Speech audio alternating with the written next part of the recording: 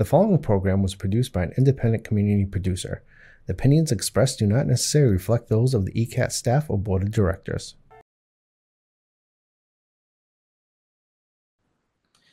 In addition to covering our recent legislative accomplishments at the State House, we'll be talking to Mr. Mark Tashjian, an entrepreneur and housing provider running for state representative. It's important to remember that SPOA does not endorse political candidates. Therefore, this conversation is not an endorsement of Mr. Tashjian's candidacy by SPOA. However, SPOA extends an open invitation to all political candidates to share their views about housing for educational purposes. It remains up to you, the voters, to decide upon the merits of their positions. We're happy to bring you this information because it helps us to learn more about the candidates, and it helps them to learn more about us. When you're done viewing this episode, you can feel free to contact us to tell us how you feel about Mr. Tashjian's presentation. We hope that you'll enjoy this conversation, which begins right now.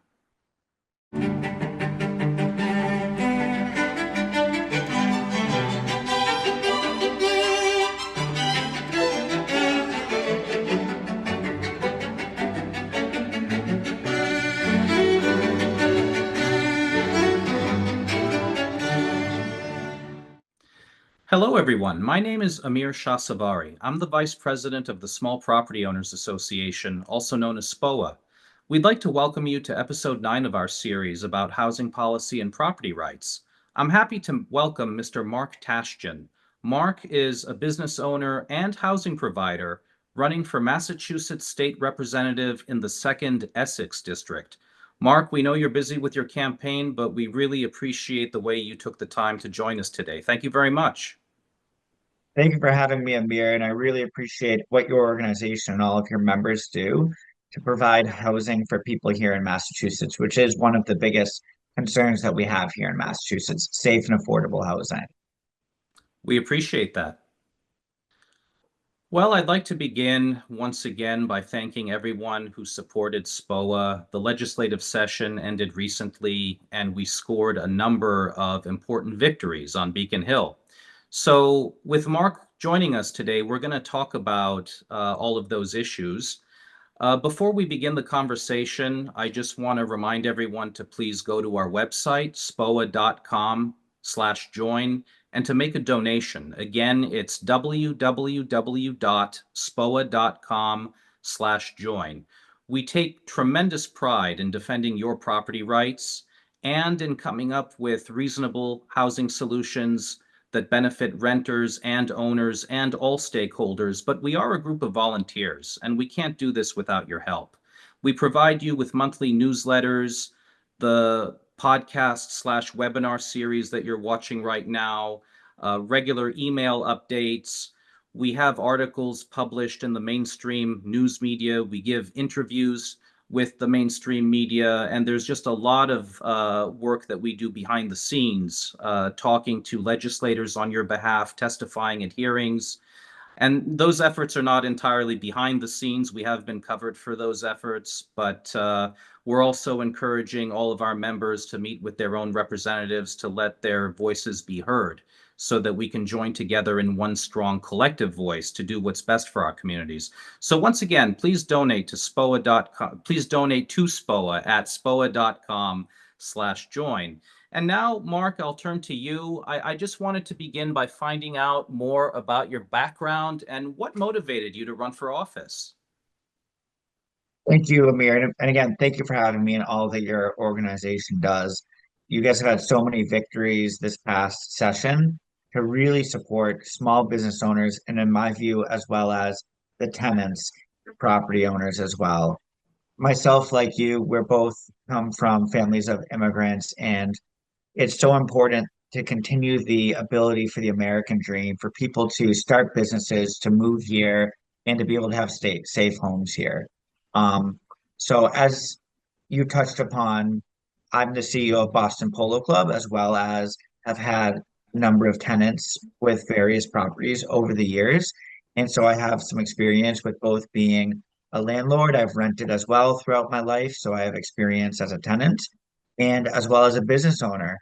And I feel that I'm very fortunate in where I'm at in life, and I want to be able to give back to the community here in Massachusetts with this background that I have to be able to support both fellow business owners as well as individuals who need their voices to be heard here in our communities, especially in the small communities where we live. I live in Georgetown, and oftentimes the smaller communities are forgotten and the attention is given to the big cities in Boston. I think that we need strong advocates for the individual, the business owner, and the small community and small governments. One thing I think that's important for us to remember as well is how most of these landlords are small business owners, and most businesses in America that are employing people are small businesses again, and that we want to make sure to empower small businesses to be able to continue because they're going to be more flexible to the community's needs, to their employers and tenants' needs,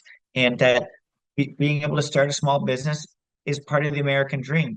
In the summertime up here driving around, we see the lemonade stands that are opening that little kids are starting. And we see car washes and things of that nature. It's great to see that kind of entrepreneurship and to be able to have a business environment here in Massachusetts where people can start small businesses is so important because if there's too much regulation and too much taxes, the only businesses that are going to be able to operate are the big box stores, these big chains, and that sort of thing. And it's going to be at the detriment of the individual. It's going to be at the detriment of the worker and just every person out there. The small business owner is going to be putting his money back into the community, whereas with a big box store or a big corporation, that money is going to be leaving the state and going to the headquarters of that business. So I think it's essential that we try to support small business owners as well. I appreciate that, and it's true. When you mentioned the immigrant story, I can definitely relate. My mother, when she came to America, her idea of living the American dream was to show appreciation for the people in her new country by providing them with housing, safe places that they could call home. And she developed very close relationships with her tenants. And it's something that the mom and pop business owners are better positioned to do because given the way that they take over a lot of their responsibilities in a more hands-on way, they're more accessible, and that's how those friendships develop.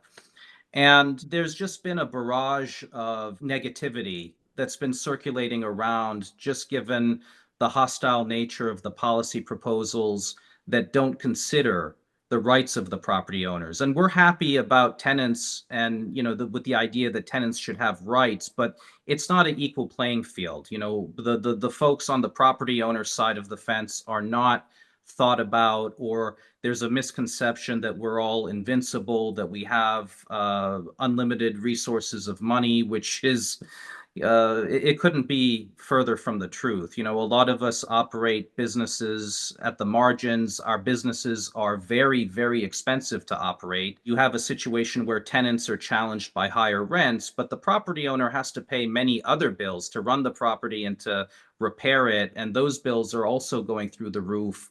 So it's a complicated scenario that requires a comprehensive solution rather than the game of us versus them that gets played out in government. And we believe that rent control, for example, and tenant right of first refusal, those are very harmful anti-growth policies that aim to harm the business owner without helping the tenants either. And so it's a big relief that the ballot question for rent control didn't go anywhere last year. It's a big relief that we were able to defeat it in the legislature recently, along with tenant right of first refusal. And so taken together, for those of you watching who might not know as much about it, we're talking about policies that make it difficult for owners to collect their hard-earned rental income. These policies make it pretty much impossible for owners to make repairs and to carry on with maintenance. So the properties fall into disrepair, harming the tenants and the properties themselves. Other components make it difficult for owners to remove difficult tenants from the properties, people who either commit vandalism or who engage in willful non-payment of rent. That not only hurts the properties and the owners, but the other tenants who depend on us to provide them with safe, maintained housing. You have TOPA, which prevents owners from selling their properties at a fair price while preventing other people out there from investing in property, just given all the red tape and everything that's involved. And so I'll pass it to you, Mark. You have policies like that. And then in sharp contrast, you have the ADU, the lifting of restrictions on zoning requirements to allow us to provide more affordable apartments, in-law accessory apartments. So you have this divide between increased government regulation versus letting the free markets work the way they should. What are your thoughts on that? Many of the people that I know that own multifamily homes, and oftentimes what we're talking about is supporting the individuals who own multifamily homes. They're young adults, they may be first-time homeowners who, especially with the cost of a home in Massachusetts, the average cost being over $500,000, they see having tenants as an opportunity to pay for that dream of having a home. And if there's additional red tape, it's going to make it harder for them to jump in and have tenants and own that first time home and be in that sort of situation. I think the ADU, the accessory dwelling unit law, is a good law which will make it easier for people to consider that if they want to purchase a home and add an in-law apartment for their parents or a family member to move in, or to be able to purchase their parents' home.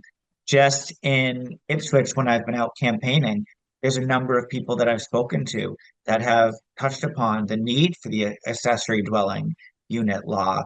It's either a parent who would like their children to move into their home and for them to build an accessory dwelling unit on their property for them to live, or vice versa.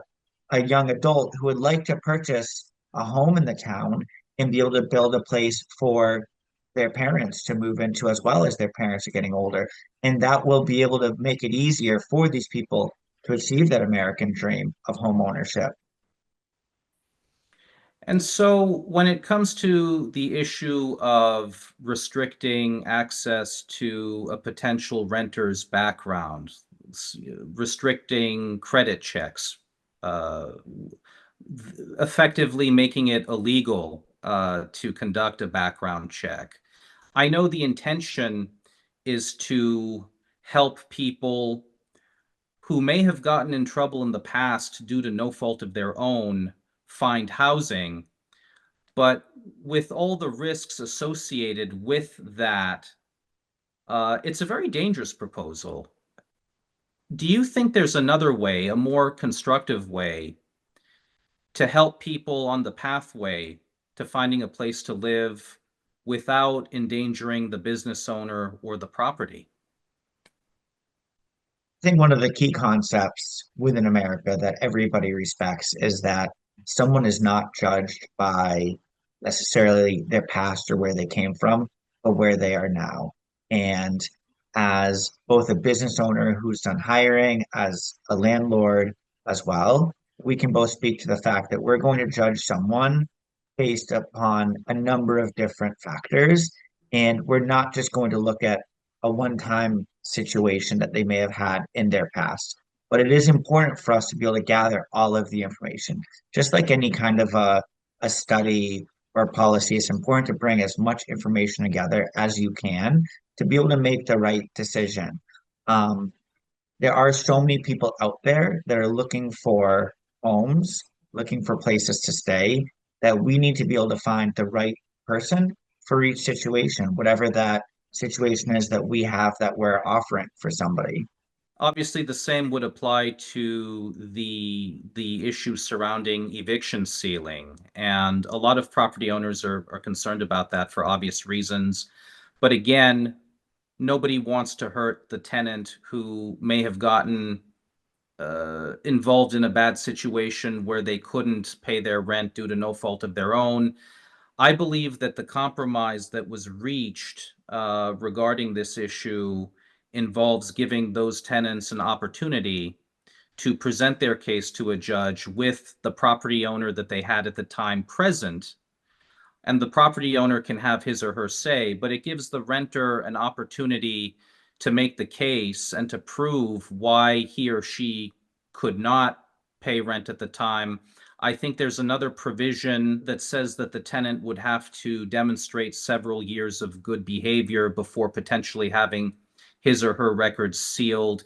Now, there are other provisions in there, and off the top of my head, I don't remember all the details. I know it's a situation where it needs to be reviewed.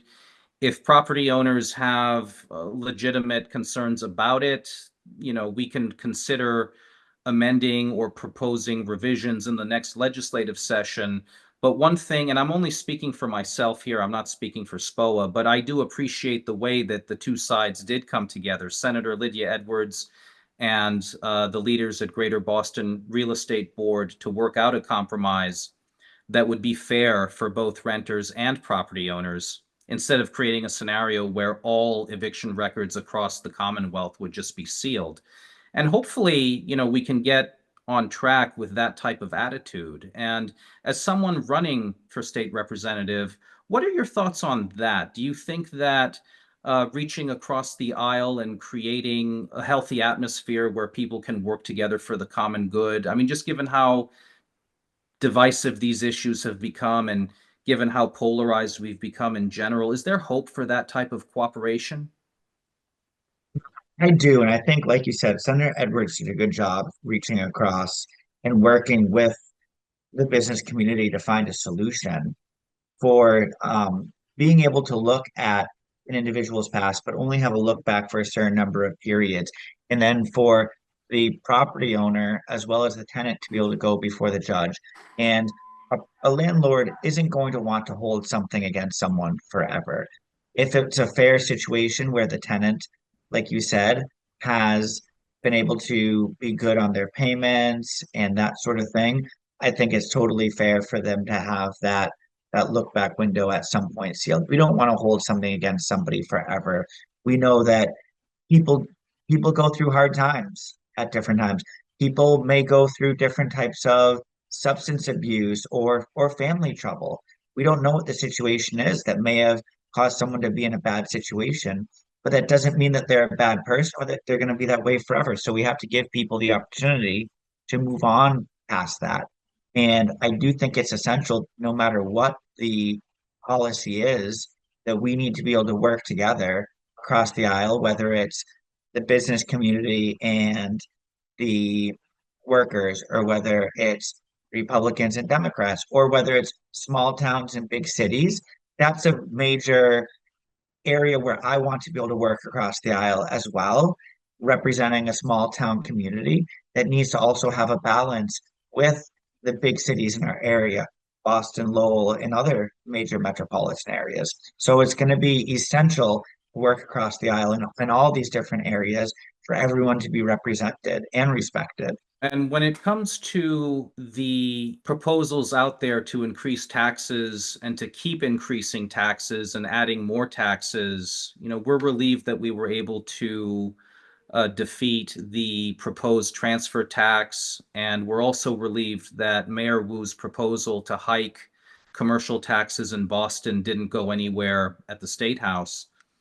What could be done to propose an alternative to all that regulation, all that red tape, all that expenditure? What would you say to people on the other side as far as what we can do to bring prices down and to make housing more accessible without increasing government overreach and without raising taxes beyond reasonable limits?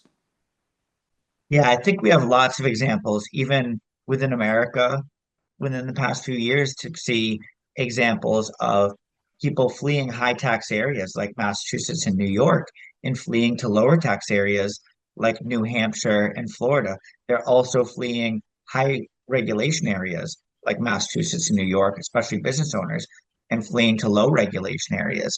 Just this past week, I spoke with a business owner who owned a cabinet making business in my community, and he, within the past year, sold that cabinet making business in the community and is planning on moving to New Hampshire. And he's planning on starting a business in New Hampshire because he wants to move to an area that's lower tax and lower regulation. And every day when I'm out there campaigning, people are telling me stories about that, about how they're concerned that they're going to have to sell their business and move to one of these lower tax and lower regulation areas. And we have to understand that if we're implementing a tax or a regulation, it's going to get passed on to the consumer eventually. Now, a lot of it may be taken upon with the business, but some amount of that burden is going to be passed on to the consumer as well, whether it's implementing building regulations like the specialized stretch code that some of the towns are implementing. It's only going to increase the cost and difficulty of building new homes, or especially in making modifications to existing homes. Implementing the stretch code or the specialized stretch code makes it very difficult for a home that is a historic home or within certain building standards to be able to get upgraded or modified to be able to be even more efficient or things like that. So I think that we need to understand that it's good to be educating everyone, and we all want to be in an area where, again, everyone can be safe. Everyone, whether it's a business or a tenant or a worker, can be respected. And I think education and protecting people's rights is very important. But I think that here in Massachusetts, especially, we already have very good tenant rights. We have very good employee rights. And if we keep pushing the limit, we do see people leaving, especially businesses leaving the state every single day. And that will in turn hurt the tenants and hurt the workforce as well. Do you want to comment a little bit about what's specifically going on in your district and some of the differences that may exist between you and your opponent? Yeah, in my district, we're in a very unique area around Boston where we've been balancing development with the unique environmental ecosystem that we're in. We have a lot of shellfish that we get from our area, a lot of fishing, there's a lot of open space, things like that. We are a commuter rail community as well. And to me, it's very important that we preserve that open space for environmental reasons, that we preserve it for the nature. We also are in a very sensitive area with our water resources. And I believe that it's important that we maintain all of that and that we do have some development in the area. I think that, again, the accessory dwelling unit law being passed is a brilliant way to address the housing shortage, but we're not in an area where we can be taking on significant amounts of more housing and major housing projects like we see that has happened over the past few years in areas like Beverly and Burlington. And even if a major project has all the environmental planning done for it and that sort of thing, me being a farm owner and working with a lot of farm owners, we know that when a development goes in next door, a huge amount of our land ends up becoming unusable. It ends up flooding. It's not the same impact as smaller multifamilies or things like that when these major projects go in. So to me, it's very important that I really represent the community and making sure that there's areas like ours that can maintain our current way of life. I was talking to someone the other day who was worried that the baby would get thrown out with the bathwater, just referring to all the stakeholders involved with housing, the property owners, especially the renters too, all the tradespeople who rely on property owners to stay in business, the electricians, the carpenters, you name it, the list goes on. And they were just wondering and telling me that when will folks in government understand that when you devalue housing and when you make it difficult to stay in the business of providing housing, people are going to lose the one dependable source of wealth that they have, not just for themselves, but for their children and their grandchildren intergenerationally. As we try to come up with ways to help tenants, for example, on their pathway to home ownership, what good is it when the value of that home gets knocked down into the gutter, for example, when it's worthless, which is what rent control and those types of policies would do? And is it really fair to the property owner who has invested his and her, or her personal savings to build up that asset while providing others with a place to live. I mean, what happens to those people? How do they move up in society? How do they achieve that dream when you're devaluing the one asset that can bring them that wealth for them and for other people? And so, what would you say to them? I think it's a catch-22 between the fact that we have increasing home values, which are increasing some people's wealth, but like you said, it's making it harder for others to be able to enter into the homeowner market. And I hear that all the time. And the other thing that it makes it very difficult for is for older people to be able to downsize their homes as well. I've spoken with a number of people in all the towns, and I can think of a few just a few weeks ago in Hamilton that I spoke to. There were older individuals who would like to downsize their home. They live in too large of a home. They'd like a young family to go in and purchase it. But the cost to buy a condo or a smaller property is so high for them that they're reluctant to sell their home, even though they think that it would be a good thing to do. So, again, the ADUs is a great solution, but there needs to be controlled growth. The kind of growth that we've had and the increase in prices in the past few years, I don't think has been healthy growth. And I think in large part that growth has been because of the difficulty for builders to build new houses with the cost of building going up so much and other types of controls that are stymieing the ability for new homes to be built in a controlled and moderate way. Well, thank you, Mark. Would you like to leave our viewers with any closing comments? Every single day, I'm talking to individuals who have a lot of fear, business owners that have fear, tenants who have fear, new homeowners who have fear, how they're going to be able to pay their bills, where they're going to find a place to live, whether they're going to be able to stay in business here in Massachusetts. And I'd like to be an advocate for all those people so that they can rest assured that we're going to be able to cross party lines, that we're going to be able to cross lines of landlords and tenants to be able to ensure that everyone is empowered to be able to achieve, like I said, the American dream, to be able to raise their families, to be able to have good police and firefighters and things like that. We need to be empowering both the cities and the small towns to be making decisions for what's best for them. And we have a really great opportunity here in Massachusetts. We have Boston with a lot of wealth and a lot of great universities. And then we also have some areas that have a lot of beautiful nature in Western Massachusetts, up here on the North Shore, as well as on the Cape and in the islands. And we need to find a balance. All of us need to find a balance of what can work for us all to be able to work together within this diverse state and to be able to achieve each and every one of our individual dreams. And we're not going to have the same dream, but we can find that balance like we've done for the last several hundred years. So I'm enthusiastic about what the next couple of years can bring and what's going to happen after this election and how SPOA can be involved and how both tenants can be involved as well as landlords and business owners. If our viewers want to learn more about you and your campaign, where can they go to find that information? Yeah, you can find us. Our website is marktash.com as well as on social media, Instagram and Facebook, Tashjian #4 state rep. And they can also email me or contact me through the website as well. And so I look forward to hearing from your viewers and getting feedback from your constituents. Thank you, Amir.